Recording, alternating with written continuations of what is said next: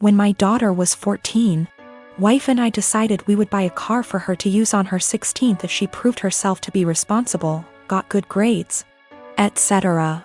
There would be a contract of sorts to ensure we were all on the same page. The stipulations were continuing good grades, good attitude, she could only bring one friend with her somewhere, to begin with. We had to know where she was, and the obvious too, don't drink and drive, and don't text and drive. We made it clear that we were buying the car, but it was for her to use. We got the car, a 2012 Honda Civic. She has a summer job right now, it's summer break so she's out doing stuff with her friends, etc. In a few months she will be off to college. Everything was going swimmingly. Until someone on that Nextdoor app started posting pictures and videos of bad drivers in the area. And lo and behold, my daughter was posted with her face down as she texted and rolled through a stop sign. Once with her face down in her phone at a stoplight. I was livid. My wife was the one who showed it to me. We found out there were more instances from her Instagram stories, and we decided, no. Wife and I up and sold the car.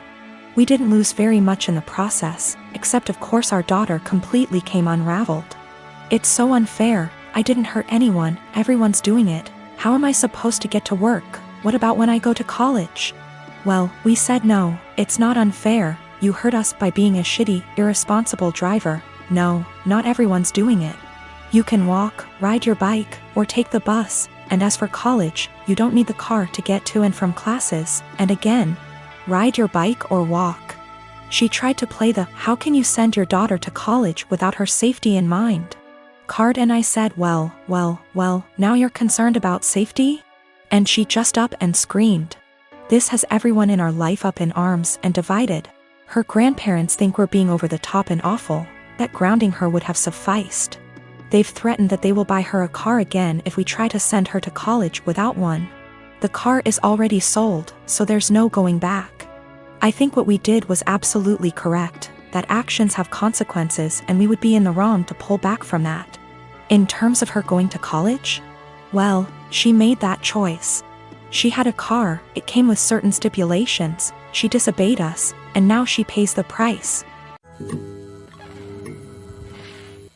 I'm not gonna be shy about this. My sister sucks. She is a horrible self-centered person who thinks she is the main character. She is not only a horrible person, she is a step monster. She married this guy, who is a freaking pushover. 3 years ago. He has 2 children, 10 and 6.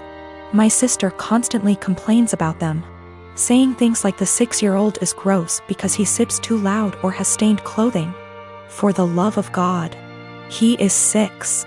That's what a child is supposed to do. And she is so mean to the 10-year-old girl. She acts straight out jealous of her. I've caught her taunting her, that daddy loves my sister more than her. She is horrible. I have straight up called her out, after trying to talk to her like a million times. At Christmas she was saying that I'd be nice to have the kids there, and I said, why? You hate them? This was when everything was almost over and she had been bragging to her friends that her husband had spent more on her than on daughter. A fight ensued. My parents reprimanded me, but my cousins took my side and called her out, noting every moment that they had witnessed her being horrible. Her husband obviously took her side and said that she was a wonderful stepmother and that the kids love her. To which I said that was a lie, as I had consoled them countless times after they were taunted by my sister. They left and we haven't talked since. One day I was running errands and run into my step-nephews who were with their mother. I had never met her. And honestly, she is wonderful. We decided to have some coffee. While the kids were playing, she asked me how her children behaved, etc. I said they were wonderful, and then I just spilled the beans on my sister. How awful she was. What I've heard her say to the kids, the inaction of her ex-husband. By the end she was horrified. She said the kids didn't like her. But she always chucked it up to my sister being the new woman in their father's life. She said the kids never really said anything even when she asked. I then told her I was very concerned for the children, as my sister had straight up told the 10-year-old that it would be better if she disappeared from her father's life. Their mother saw red and asked me if I'd be willing to testify. She said that this was unacceptable and she would be taking their father to court again. I said I would recount the events that I witnessed and could ask my cousins who witnessed a lot too. She was very grateful. I asked my cousins who were all willing to recount the events. Word got around to my parents and by extension my sister, and they have been calling me the biggest asshole on the planet who would betray family on a whim. I am 19 years old and my parents are in their 50s. For as long as I can remember, I have been allergic to several things: dairy, wheat / flour / gluten, legumes. Since I was a young child, my parents have completely kept all of them out of our house. While other kids ate breakfast cereals, I ate fish and assorted pickled vegetables for breakfast. While other kids had Lunchables, I had grilled chicken or fish with, again, assorted vegetables, usually sweet potatoes.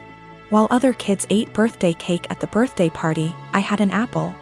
I never questioned this until a couple of months ago. I was at my aunt's house for my birthday party, and she made brownies for everyone. For me, she took great steps to make them with almond flour and avoided all of my allergies. I started eating them and thought little of it until my aunt suddenly looked at me and, in a panicked way, asked which plate I took the brownies from. I pointed from the one where I got my brownies, and she immediately stood up and told me we had to get my EpiPen. She raced to ask my mother for it, and I sat there scared out of my mind because I had never mistakenly eaten flour before.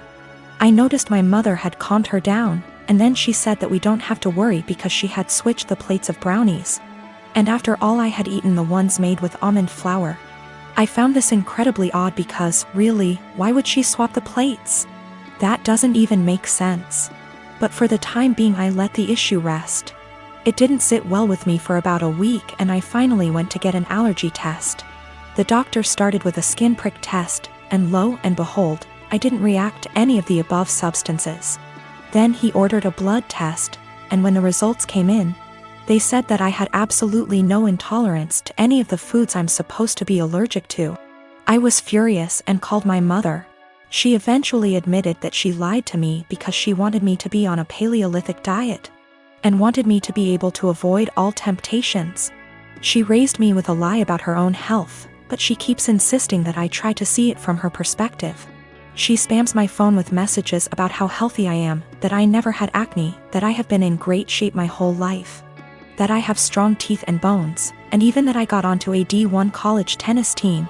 She has started calling me ungrateful for her intervention and insisting that I really should be glad I never got carb addicted. I don't know what to think. I carried around an EpiPen for all those years, one that I suspect may be fake, seeing as my mother never got me to replace it. And I don't even know anymore. I'm 19 years old female, was traveling alone on an 11-hour flight today. And a guy in his 20s is in the same row as me. I was exhausted because I only got 4 hours of sleep before the flight so I could sleep on the plane, but this guy, we'll call him C, keeps trying to make conversation. C starts off by telling me he's autistic, and then asking me if I like K-pop, and he keeps non-stop talking and rarely gives me a chance to speak, not that I wanted to. I tried to be polite because I have ADHD and I understand how social cues are difficult, so he probably can't tell I'm not in the mood. Over the course of the next 20 minutes I tell C maybe 5 times I want to sleep and put my headphones on, and each time, C begins speaking to me after maybe 2 minutes of silence. Finally, I was able to sleep for around 4 hours, but when I woke up C started up again. I'm still really tired, and I had some personal issues the day before my flight, so I'm also socially exhausted. But I let him talk for a bit before I start watching a show on my phone. I tell him maybe 5 separate times that I'm trying to watch a show, and that I'm not interested in talking to him right now, but maybe later. C still keeps trying to talk to me, and when I snap a bit and tell him I'm getting a bit annoyed, he goes into a full-on self-hating, "I'm so sorry, I'm horrible, God, I'm just gonna shut up now" rant. And I feel bad because I should have been nicer to him, and I can understand emotions being too strong and spiraling. I tell C that it's okay, and I just want some time to myself as I'm not the chattiest person, but maybe later we can talk. I put my headphones on and watched my show, but C kept trying to speak to me, but this time I ignored him, which was honestly a shitty move from me, but I just didn't have the energy at this point to interact with him. This was the wrong move, as he moved to get out of the row and stood in the aisle and began yelling at me.